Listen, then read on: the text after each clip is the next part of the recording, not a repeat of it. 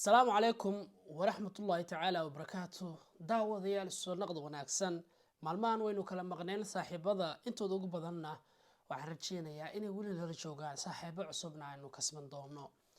waxaynu ka hadli doonaa maanta qodob muhiim ah kaas oo aan u arko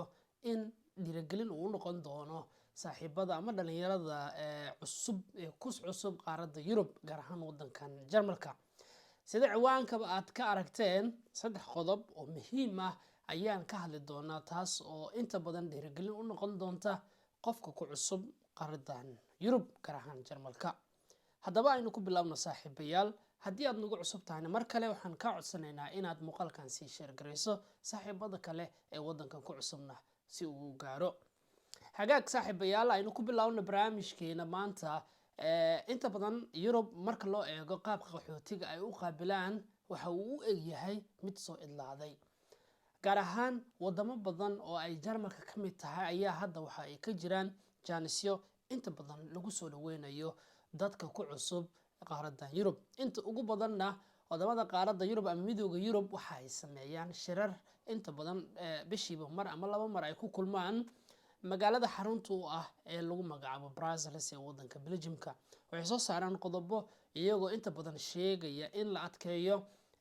ammaanka xuduudaha si dad badan aysan u soo galin qofkii yimaadana loo fidiyo gacan bini'aadanimo hagaag Yurub oo dhan marka kama hadlayno Scandinavian oo kaleeto waxay ahaayeen wadamada inta ugu badan sida weyn u yaqaanana sida loola macaamilo dadka soo galootiga ee qaxootiga ah hadda Jarmalka ayaa ka mid ah wadamada ugu wanaagsan sida Belgiumka oo kaleeto ina way wanaagsan yihiin markuu qofku iska dhiibayo laakiin diiradda waxaynu saari doonaa wadankan Jarmalka haddii aad dhalinyaro tahay oo aad doonayso inaad ku noolaato Jarmalka waxaad la kulmi doontaa bilowga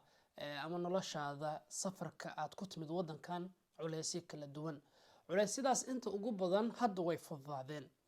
2015 ayay inta ugu badan dadka ama dhalinyarada wadankan joogta soo galeen boqolkiiba 89 waxa la sheegaa dadka Jarmalka ku dhaqan inay yihiin dad dhalinyaro ah Soomaalidan ka hadlayna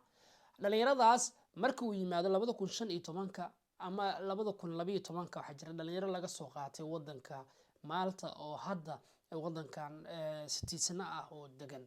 kuwa 15 yimid oo iyana wadanka si wanaagsan ula qabsaday suuqa shaqada galay qaarkood wax barteen iyana wadanka ay si wanaagsan ula qabsadeen adiga maanta imaada marka 2023 oo gabagaba maxaa kula xagboon marka ugu horeysa waa muhiim inaad ku xirnaato Allah subhanahu wa ta'ala maadaama wadankan uu yahay wadan يعني horumaray sida iyagu u arkaan dhaqankaagii diintaadii iyo in sida loogu nool yahayna ay laba kala yihiin waxa waajib kugu ah inaad noqoto qof ku xiran Allah يعني dantiisa yaqaana wax walba qofka bini'aadanka waxa ugu muhiimsan waxa ay tahay inuu garanayo dantiisa labo waa qodob muhiim ah qodobka labaad waxa weeyaan biicada aynu ku noolnahay ama dadka nagu xeeran saaxiibada ay yeelan doonto wadankan inaad la qabsato iyo inaad la qabsan qayb ayay ka noqon doontaa tusaale yar ayaan ku siinayaa waxa timid Jarmalka waxaad la qabsatay qof yani masjidka aadaya shaqaysanaya asigoo kala noqonaysa yani ninkaas isaga ayaa ku ah maxaa la yiraahdaa qofkii aad fiirsan lahayd oo aad horumar ku gaari lahayd labo qofkaas wuxuu ku hogaamin karaa inaad si fudud shaqo ku tagto guriga ku degto haddii aad la saaxiibto qof yani iska dhalinyara oo aan shaqaysan yani dawladda lacag ka qaata isagoo kala noqonaysa haddii aad la saaxiibto qof yani sameeya tababar asbildin oo kaleeto waxbarashada ilaa iyo hadduu da' weyn yahay isdhexgalka luuqadoo kale ka sameeyay heerar kala duwan heerkaas ayaad gaaraysaa haddii aad la saaxiibto qof yani beerta ku jira raadinaya oo kaliya balwad iyo xashiish iyo waxaan loo baahnayn isagoo kale ayaad noqonaysaa marka adiga wadanka ku cusub hal sano laba sano jooga haddii aad beerta ku gasho ka waran ehelkaagii reerkaagii iyo nafsadaadiiba maxaa u maqan meeshan waa qurbo waa dhibaato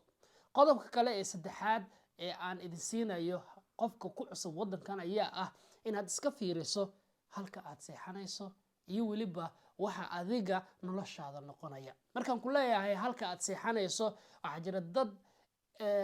ka caafimaad badan ka labis qurxoon haddana nolosha si ugu dhacay yani caawa wax laga yaabaa inuu kusoo waco ku yiraahdo niyo inteen jiiftaa meelaan jiifta u baahanahay sidaas oo kale lama doonayo marka waxaa la doonayaa inaad wadanka la qabsato halkii kaam halagu geeyo xataa adiga waa inaad kaamkaaga adigu quruxsataa magaalo cusub ay imaaday qofkan maanta aad barato hore iskuma kaseen awaad isbarateen magaaladaas waxaa lagaa doonayaa inaad shidato si kastaba ahaatee wadankan talada guud ee aan kusoo gabagabayn doona ayaa ah inaad dantaada hotaragarato allah ku xirnaato dadkaaga walaalahaaga iyo saaxiibadaadii hore iyo saaxiibada maantana si wanaagsan aad ula dhaqanto soomaalidu waxay tiraahdaa dal aan dalkaaga ahayn waa dareen ku joog aad baa idin salaamaya saaxiibayaal salaamullaahi calaykum